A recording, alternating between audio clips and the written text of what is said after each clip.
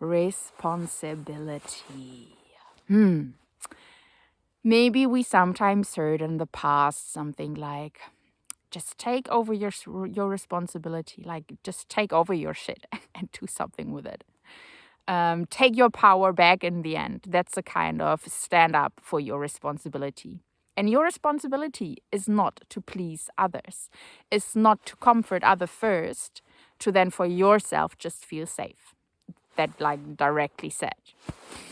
And in a way, for me, I learned to take over responsibility for myself very early. I had to do a lot of things by myself when I was already young. And I also see the great beauty in it that I was allowed to get that experience, because I am very self-independent these days. And I just know that I can do everything by myself. I still love connection and community now. That's something that came back over the years. Also there, connected to the topic of responsibility. But I also learned that a lot of responsibility was taken away from me in my past. So decisions were made for me. Things were so much decided for me, what I do, what I don't do, what is good, what is not good, what is meant to come next for me.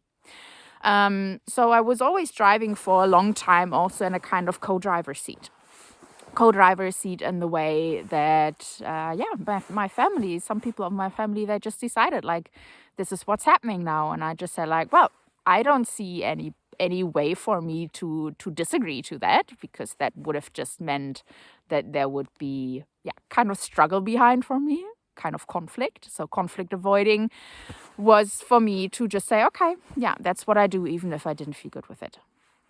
So I just followed.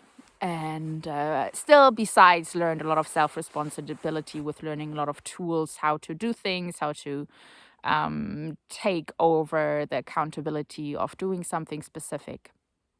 And what I see so much happening in this world, and I don't take myself out from that because I see that I also did that in the past, is to take over responsibility for others. So if I have kids, yes, I chose to take a certain responsibility for my kids, to create them a safe and a trustworthy and a loving space for them to grow up in. But that also doesn't mean when they are 30 that I still have to take responsibility for everything that is happening with them. There are borders. And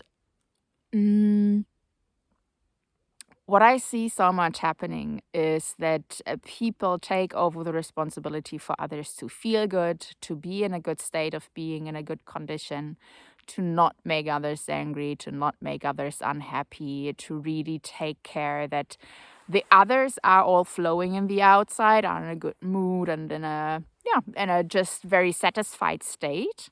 But they themselves actually are the ones who lack most, because they bring all their energy to the outside just for everything to be safe for them, actually, because maybe, like me, they learned to serve in the outside first, to have this harmonious state, to then be able to first look for and into themselves.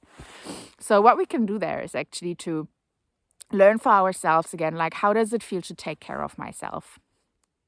How does it feel? How are some people already so conditioned to my way of being, then taking over responsibility for others, pleasing them, making everything that for them everything is right, also actually taking away their responsibility for themselves. And for me, their self-responsibility is a deep act of self-love, of taking care of oneself and taking also your power back. If I make others responsible for how I feel,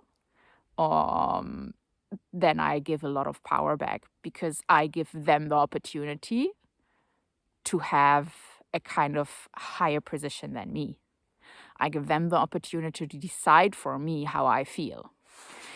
So they're taking self-responsibility for yourself and taking responsibility back for yourself, and also giving self-responsibility back to others, enables all of us actually in the end to live a more fulfilled and more self-love and a more totally being in love life.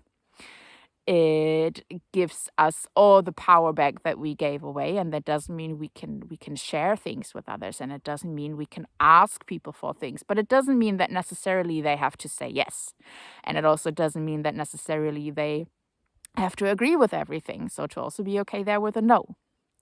So same there with intuition and taking a responsibility back. If you're just in the outside and if you're just serving other people and you just try to make everything right for your manager, for your partner, for your kids, for your family, for your friends, to just make them happy first, you give away so much energy. And you give away your connection to yourself. You give away this deep down feeling towards and with your own being, which unleashes in the end just this deep connection to your own intuition. So, summed up a bit in a nutshell, if you give your responsibility for yourself away, you also give away your possibility to deeper connect with your intuition. And you might feel even highly sensitive if you're so much in the outside with thinking about what do they need next, what do I have to do for them to not get dissatisfied. You are continuously putting yourself with your energy into them, means your sensitivity is actually trained a lot by that. And most probably your sensitivity also got trained a lot through that, as mine. Like I always felt into my surrounding, what does it need next for me to be safe? So that's mostly why we do it, to stay for ourselves in a safe environment. But there to actually learn, like, okay, and to even talk with the people, like, okay, I give you now this responsibility back, which I see that I took over, which is not healthy. And I first want to now a bit see, what do I actually need? What are my needs? What are my desires? Like, how can I fulfill my needs that I'm not dependent in some way then also to the outside for giving that to me.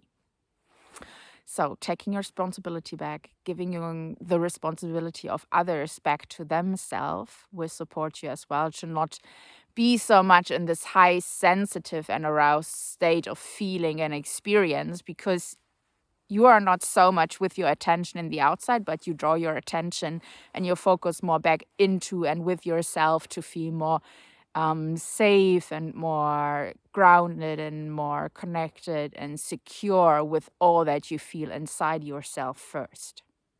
I hope this is clear what I said. And I definitely think we will go a bit into responsibility in some of the other videos.